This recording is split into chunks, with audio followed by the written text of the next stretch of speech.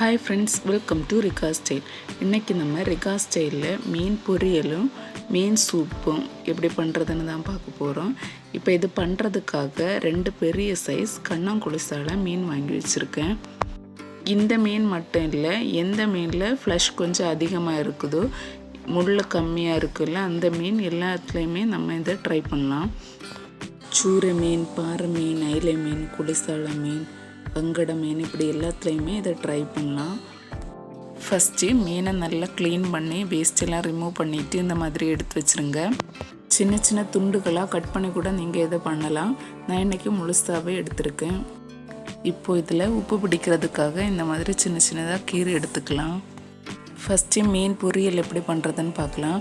அதுக்காக இந்த மீனை ஃபஸ்ட்டு வாணலியில் மாற்றிருக்கேன். மாற்றிட்டு அதில் கொஞ்சமாக கல் உப்பு, கொஞ்சமாக மஞ்சள் போட்டுட்டு கொஞ்சமாக தண்ணி ஊற்றி வேக வச்சு எடுத்துக்கணும். தண்ணி இப்போது நல்லா கம்மியாக இருக்க மாதிரி தான் இருக்கும், ஆனால் மீன் நல்லா வெந்து வந்துடும். அதனால் கொஞ்சமாக தண்ணி ஊற்றிக்கோங்க. இப்போது தண்ணி ஊற்றி இந்த மாதிரி நல்லா மிக்ஸ் பண்ணிவிட்டு இதை அடுப்பில் வச்சு வேக வச்சு எடுத்துக்கலாம். இது வேகிறதுக்கு ரொம்ப நேரம் ஆகாது, ஒரு 5லேருந்து 10 நிமிஷம்தான் ஆகும். ஒவ்வொரு மீனை பொறுத்து அதை அப்படியே வேக வச்சு எடுத்துக்கோங்க. இப்போ பாருங்கள், அடுப்பில் வெந்துட்டுருக்கு. இதை இடையிடையே திருப்பி போட்டு தண்ணி கொஞ்சமாக வத்துற வரைக்கும் வேக வச்சு எடுத்துக்கலாம். இப்போ பாருங்கள், தண்ணி கொஞ்சமாக வத்தி இருக்கு. இனி கொஞ்சம் கூட வத்தட்டும், இருக்கட்டும். இப்போ பாருங்கள், தண்ணி நல்லா வத்தி இருக்கு, மீன் நல்லா வெந்திருக்கு. அது வெளியே கோடு கூட நல்லா பிளந்து தெரியுது பாருங்கள். இப்போ இதை ஒரு பிளேட்டுக்கு மாற்றிடுங்க.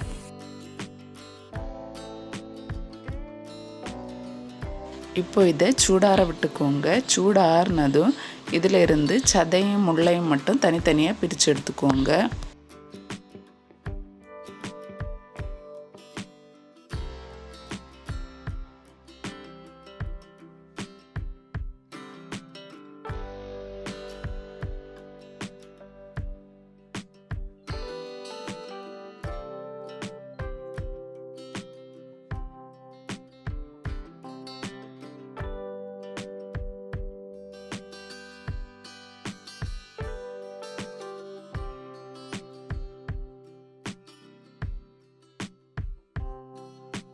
இப்போ பாருங்கள், எல்லாமே பிரித்து எடுத்தாச்சு. இது நம்ம பிரித்து எடுத்த மீனோட சதை, இது முள், அப்புறமா நம்ம ஆல்ரெடி மீன் வேக வச்சுருக்கோம்ல தண்ணி, அந்த மிச்சத்தையும் நான் எடுத்து வச்சுருக்கேன். இப்போ எல்லாம் எடுத்து வச்சாச்சு. இப்போது நாம் எடுத்து வச்சுருக்க இந்த மீனோட சதையை இந்த மாதிரி ரொம்ப சின்ன சின்னதாக பிச்சு எடுத்துக்கலாம்.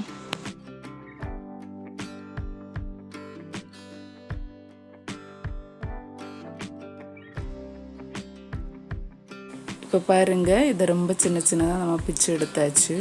இப்போ வாங்க பொரியல் எப்படி பண்ணுறதுன்னு பார்க்கலாம். ஒரு கடாயில் எண்ணெய் ஊற்றிக்கோங்க. எண்ணெய் காஞ்சதும் அதில் கடுகு போட்டுக்கோங்க. கடுகு உடஞ்சதும் அதில் கொஞ்சமாக கறிவேப்பிலை போட்டுக்கோங்க. இப்போது இதில் பொடி பொடியாக நறுக்கி வச்சுருக்க ஒரு பெரிய வெங்காயம் சேர்த்து நல்லா வதக்கி எடுத்துக்கலாம்.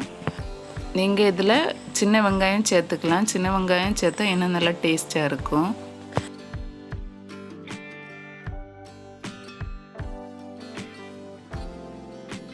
இப்போ பாருங்கள், இது நல்லா பொன்னிறமாக வதங்கியாச்சு. இப்போ இது கூட 1 ஸ்பூன் அளவுக்கு இஞ்சி பூண்டு பேஸ்ட் சேர்த்து நல்லா பச்சை வாசனை போகிற வரைக்கும் வதக்கி எடுத்துக்கலாம். இப்போது இஞ்சி பூண்டோட பச்சை வாசனை போனதுக்கப்புறமா இதில் மசாலா எல்லாம் சேர்த்து எடுத்துக்கலாம்.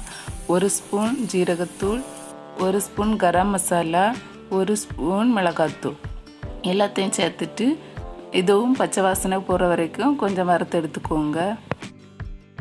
இப்போ இது கூட நம்ம வேக வச்சுருக்கோம்ல மீன், அந்த மீனையும் சேர்த்து நல்லா வறுத்து எடுத்துக்கலாம். மசாலா எல்லாம் இந்த மீனில் கோட்டாகிற மாதிரி நல்லா வறுத்து எடுத்துக்கோங்க. மஞ்சள் தூளும் உப்பும் ஆல்ரெடி நான் மீன் வேக வைக்கும்போது சேர்த்துருக்கிறதுனால சேர்க்கலை. உங்களுக்கு வேணும்னா நீங்கள் பார்த்துட்டு சேர்த்துக்கோங்க.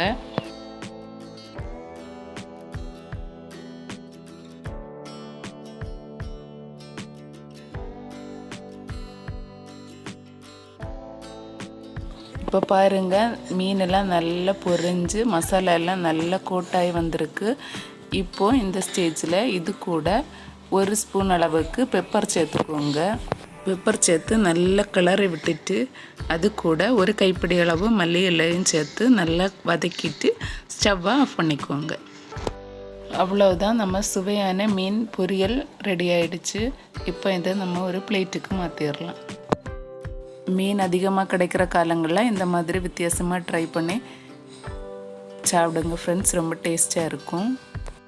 இப்போது நம்ம தனியாக எடுத்து வச்சுருக்கோம்ல மீனோட முள், அந்த முள்ளை வேஸ்ட் பண்ணாமல் அதில் இருந்து எப்படி சூப் பண்ணுறதுன்னு பார்க்கலாம். அதுக்காக இந்த மாதிரி ஒரு இடிக்கல்ல ஒரு துண்டு இஞ்சி, 5 பல் பூண்டு, கொஞ்சமாக கறிவேப்பிலை, 1 ஸ்பூன் நல்ல மிளகு, அப்படியே 1 ஸ்பூன் ஜீரகம், 1 ஸ்பூன் பெருஞ்சீரகம், 1 கைப்பிடி போல் கொத்தமல்லி, 2 போல் சின்ன வெங்காயம். நான் சின்ன வெங்காயம் போட மறந்துட்டேன், சின்ன வெங்காயம் போட்டுக்கோங்க. போட்டு நல்லா இதை இடித்து எடுத்துக்கோங்க.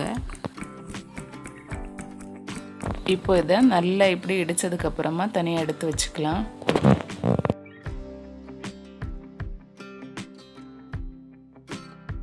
இப்போது இந்த கலவையை ஒரு மண்சட்டிக்கு எடுத்துக்கோங்க.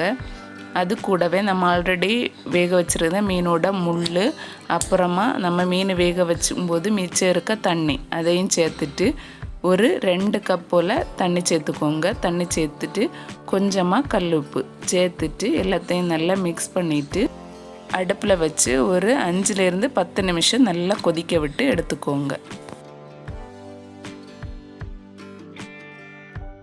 இப்போ ஒரு 8 நிமிஷம் போல் ஆயிருக்கு. மீன் நல்லா கொதித்து சூப் ரெடி ஆகிடுச்சு. இப்போ இதில் கொஞ்சமாக பெப்பர் சேர்த்துட்டு ஒரு டைம் நல்லா மிக்ஸ் பண்ணி விட்டுக்கோங்க.